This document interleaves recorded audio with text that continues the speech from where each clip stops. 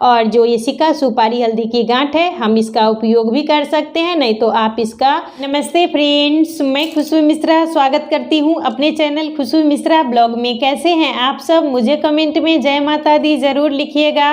और आज इस वीडियो में जानेंगे कलश का विसर्जन कब करें, पूजा की सामग्री हमें कब हटानी चाहिए, पारण का शुभ मुहूर्त क्या है। बहुत सारी जानकारी आपको इस वीडियो में मिलेगी। इससे पहले अगर आपने मेरे चैनल को सब्सक्राइब नहीं किया है तो इसे सब्सक्राइब कर लें, बेल आइकन को ज़रूर प्रेस करें जिससे वीडियो की नोटिफिकेशन आप लोग के पास सबसे पहले पहुंचे। नवरात्रि में 9 दिनों का व्रत रखा जाता है और 9वीं तिथि को ही कन्या खिलाई जाती है, हवन किया जाता है, आरती की जाती है और कलश का विसर्जन किया जाता है।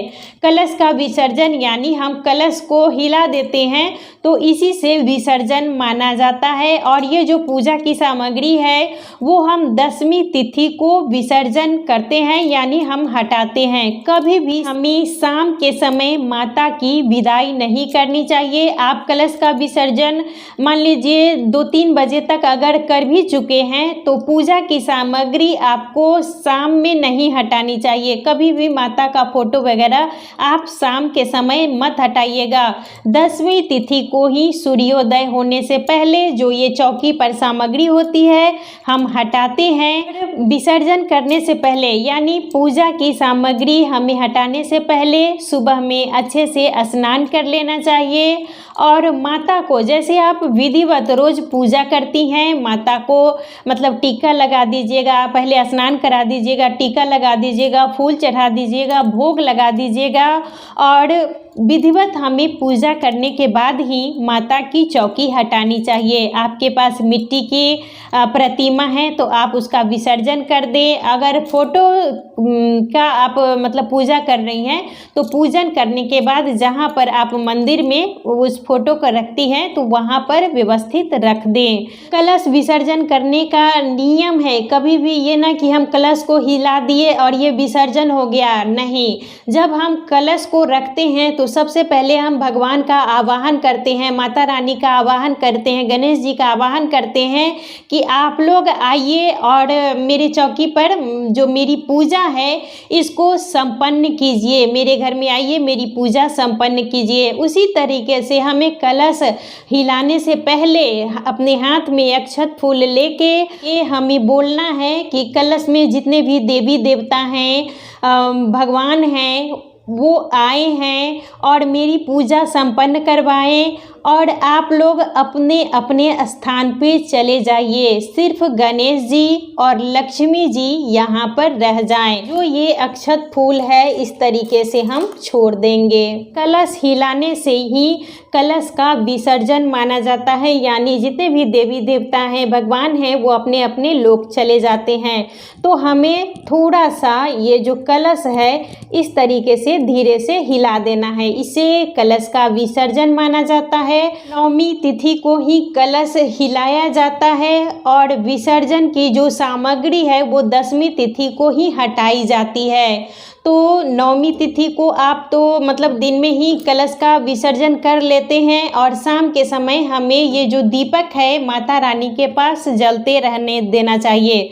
कभी भी ये ना कि हम कलश का विसर्जन कर दिए और ये दीपक वगैरह बुझा दिए, तो दीपक आपका जलते रहेगा। और 10वीं के भोर में आप लोग अच्छे से स्नान कर लीजिएगा और जैसे हम माता का पूजन प्रतिदिन करते हैं, माता को हम स्नान करा देंगे, सिंदूर लगा देंगे, फूल चढ़ाएंगे और भोग लगाने के बाद और उसी के बाद हमें माता को हटाना है और कलश की सामग्री का विसर्जन कर देना चाहिए।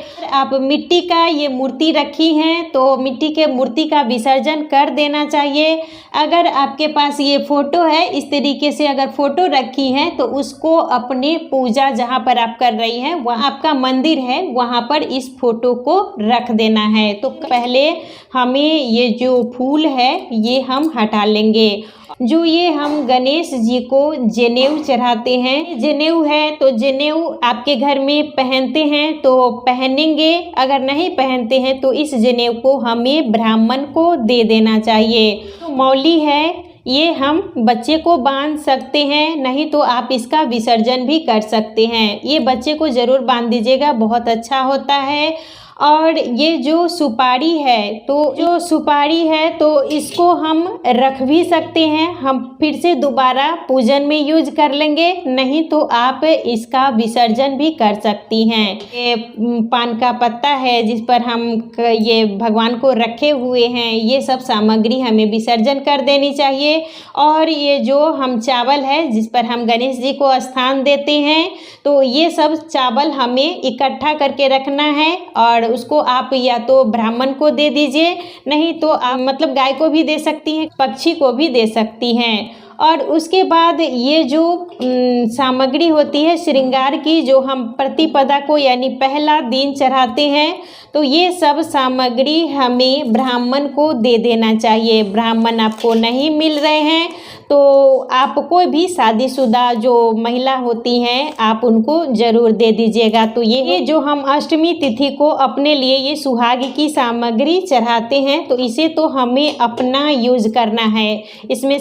इसमें से आप कुछ किसी को दे भी सकती हैं, लेकिन अपने लिए हमें ज़रूर रखना चाहिए। तो ये प्रतिपदा को हम चढ़ाए थे, ये हमें दान कर देना चाहिए। और जो ये हम अष्टमी तिथि को चढ़ाते हैं तो ये हमें अपने लिए ज़रूर रखना चाहिए। जो खोइछा है जो हम अष्टमी तिथि को माता के पास भरते हैं, तो इस खोइछे को हमें ब्राह्मण को दे देना है। खोइछा ब्राह्मण मिले तो ब्राह्मण को दे दीजिएगा, नहीं तो आप मंदिर में भी दे सकती हैं, नहीं तो घर में कोई शादीशुदा बेटी है वो भी ब्राह्मण का रूप होती हैं, तो उनको भी आप दे सकती हैं। और ये जो दीपक है तो दीपक को हमें बुझाना नहीं चाहिए। मान लीजिए हम कलश का विसर्जन नवमी को कर रहे हैं, तो ये दिया नवमी को जलना ही चाहिए, आप जलते रहने दीजिएगा, इसको नहीं बुझाना है। अखंड दीप आप जला रही हैं तो अखंड दीप आपका जलते रहेगा। सुबह में जब आप विसर्जन मतलब सामग्री हटा रही हैं, उस समय आपको दिया को हटा के रख देना है। अगर ये पीतल का है तो आप इसको धो के रख लीजिएगा, दोबारा यूज कीजिएगा।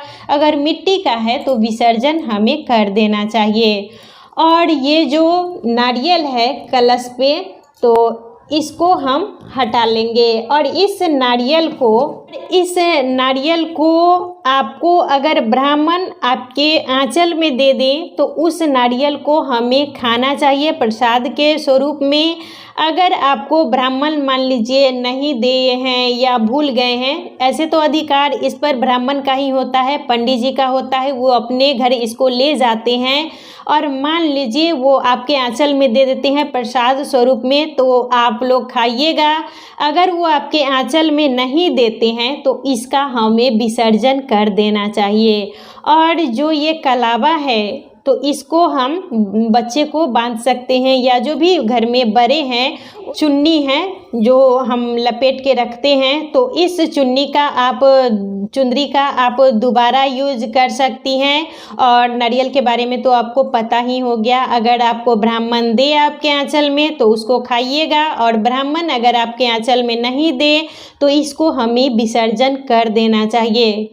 ये जो पूर्ण पात्र है जो हम इसमें चावल भर के रखते हैं, तो ये भी हमें एक जगह जमा करके रखना है। आप एक जगह जो भी ये चावल है, ये अष्टदल कमल हम बनाते हैं, तो ये सब सामग्री भी हमें एक जगह रखनी है और आप इसे ब्राह्मण को दे दीजिएगा। जो ये पत्ता है, तो ये जो पत्ता है इसको विसर्जन किया जाता है। आप भूमि विसर्जन भी कर सकते हैं, नहीं तो जल में विसर्जन कर सकते हैं, देख लीजिएगा कैसे करना है। और जो कलश में जो जल है, सिक्का सुपारी हल्दी ये सब हम रखते हैं, तो इस जल का छिड़काव हमें पूरे घर में करना चाहिए। बाथरूम टॉयलेट को छोड़कर हमें इस जल का छिड़काव इस तरीके से पूरे घर में करना है। जितने भी घर के मेंबर हैं उनके ऊपर भी हमें इसका छिड़काव कर दीजिएगा। ये आम पल्लों से ही कीजिएगा, बहुत ज़्यादा शुभ होता है। तो पूरे जगह इस कलश के जल का छिड़काव करना चाहिए। और ये जो सामग्री है इसमें ये जो कलश में हम सामग्री रखते हैं, सिक्का, सुपारी, हल्दी की गांठ, लौंग और इलायची, आप सिक्का अपने तिजोरी में जहाँ पर आपका पैसा रखने का जगह है तो आप रख लीजिएगा। और जो ये हल्दी की गांठ है तो आप इसका किचन में भी उपयोग कर सकती हैं। जो ये लौंग और इलायची है इसका भी उपयोग आप कर सकती हैं। सिर्फ मतलब सात्विक भोजन में ही हमें इसका उपयोग करना है। और जो ये सुपारी है तो इसका भी हम उपयोग कर सकते हैं। आप चाहें तो इसका उपयोग भी कर सकते हैं, नहीं तो इसको जल या भूमि विसर्जन भी कर सकते हैं। और ये जो कलश में जल बच जाता है तो इसको हम तुलसी के पौधे में नहीं डालेंगे। और जहाँ पर पेड़ पौधा है आपका या पीपल वृक्ष है आपके नज़दीक में तो वहाँ पर आप लोग डाल दीजिएगा। लेकिन जो ये जल है वो तुलसी के पौधे में हमें नहीं डालना चाहिए, इस बात का आप लोग विशेष ध्यान दीजिएगा। और ये सब जो चावल है आप ब्राह्मण को भी दे सकती हैं, नहीं तो आप मतलब पक्षी को भी खाने के लिए दे सकती हैं, नहीं तो गाय को भी दे सकती हैं। हो सके तो आप ब्राह्मण को ही दीजिएगा। एक थोड़ा सा चावल मिक्स करके दे दीजिएगा जिससे वो एक टाइम का भोजन बना सके।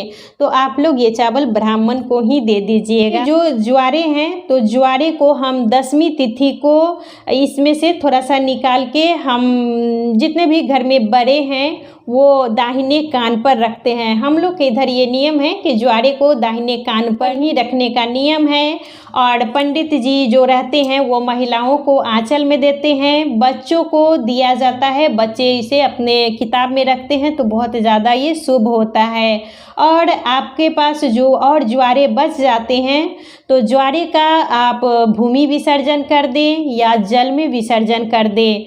लेकिन ज्वारे का कुछ ये जो होता है हमें अपने पास ज़रूर रखना चाहिए, बहुत ज़्यादा शुभ होता है। आप जहाँ पर पैसा रखती हैं उस जगह में भी ज्वारे को रख सकती हैं। ये माता का जो चुन्नी है तो माता का चुन्नी फिर से हम दोबारा यूज़ कर सकते हैं। ये फूल वगैरह है ये सब हमें हटा देना चाहिए, इस सब का हम विसर्जन कर देंगे। और फोटो है तो हम अपने मंदिर में जहाँ पर आप पूजा करती हैं उस जगह पर रख दीजिएगा। मिट्टी का रखी है तो मिट्टी के मूर्ति का विसर्जन कर देना चाहिए। और जो ये दुर्गा सप्तशती का किताब है ये भी मतलब ये उचित जगह पर रख दीजिएगा। वस्त्र बिछाए हुए हैं, हम इसका उपयोग दोबारा भी कर सकते हैं, इसको हमें नहीं हटाना है, ये सब हम दोबारा उपयोग कर सकते हैं। सिर्फ ये जो फूल है या और सब जो ये सामग्री है इसका हमें भूमि विसर्जन या जल विसर्जन कर देना चाहिए। दीपक आप जलते रहने दीजिएगा, अपने आप जब ये दीपक बुझ जाएगा तभी हमें इसको हटाना है। जो 9 दिनों का व्रत रखते हैं वो 10वीं को पारण करेंगे। 10वीं को सूर्योदय 10वीं को सुबह 6:27 के बाद उन्हें पारण करना चाहिए। पारण में जो वो भोग प्रसाद माता को 9वीं को चढ़ाते हैं, खीर, पूरी, हलवा, वही खाकर व्रत का पारण किया जाता है। और पूजा की सामग्री हमें सूर्योदय होने से पहले ही 10वीं तिथि के भोर में ही हमें हटा लेनी चाहिए। सूर्योदय होने से पहले ही पूजा की सामग्री को हटा लिया जाता है और विसर्जन किया जाता है। आप भूमि विसर्जन कर दें या जल में विसर्जन कर दें, ये आपके ऊपर है। हमें इन्हीं सब नियमों का पालन जरूर करना चाहिए। तो आज का वीडियो यहीं तक था, फिर मिलूंगी एक नए वीडियो में। और वीडियो अच्छा लगे तो इसे लाइक कीजिएगा। और पारण का शुभ मुहूर्त है 10वीं तिथि को 6:27 के बाद, तो आप लोग 6:27 के बाद ही पारण कीजिएगा। और माता को जो भोग प्रसाद आप 9वीं को चढ़ाई हैं उसी से हमें पारण करना चाहिए। तो आज का वीडियो यहीं तक था, फिर मिलूंगी एक नए वीडियो में। वीडियो अच्छा लगे तो इसे लाइक कीजिएगा, मेरे चैनल को सब्सक्राइब कीजिएगा। फिर मिलूंगी एक नए वीडियो में, तब तक के लिए नमस्कार।